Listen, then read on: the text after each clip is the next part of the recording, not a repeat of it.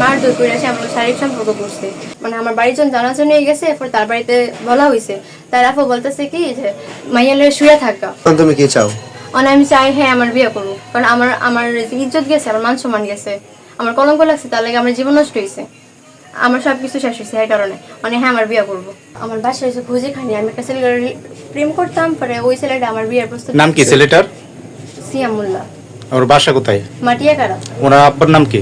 লিটন মোল্লা। আমার সাথে যখন রিলেশন করতেছি, এরপরে ওই আমার বিয়ের প্রস্তাব দিছে। পরে বিয়ের প্রস্তাব দিছে, পরে কইছে কি যে আয় চলে যা, আমি তো বুঝি নাই আর।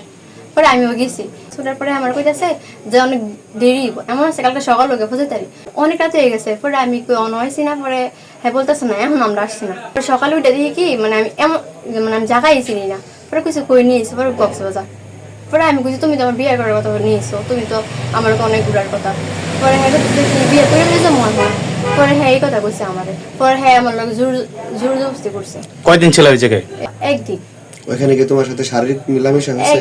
হ্যাঁ জোর জবরদস্তি কইরা। কয়বার মেলামেশা হয়েছে? 3 বার। আচ্ছা, আরো কোথাও গেছিলা করতে? এমনি ঘুরা হয়েছে। ছেলে কি করে?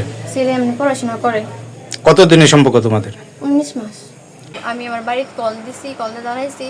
এর আগে আমার নানু তাদের বাড়িতে গেছিল, নানুর অপমান করে তারাই দিছে। তারপরে যে আমার মামা মামি সবাই মানে হ্যাঁ লোকে বিয়ে দেওয়ার অনেক চেষ্টা করছে। হ্যাঁ মানে বিয়ার সব কিছু ঠিক আছিল, আমি সাইন দিছি, হ্যাঁ মানে সাইন করে না। আমার লাইফ নষ্ট করছে, আমি তারই বিয়ে করবো।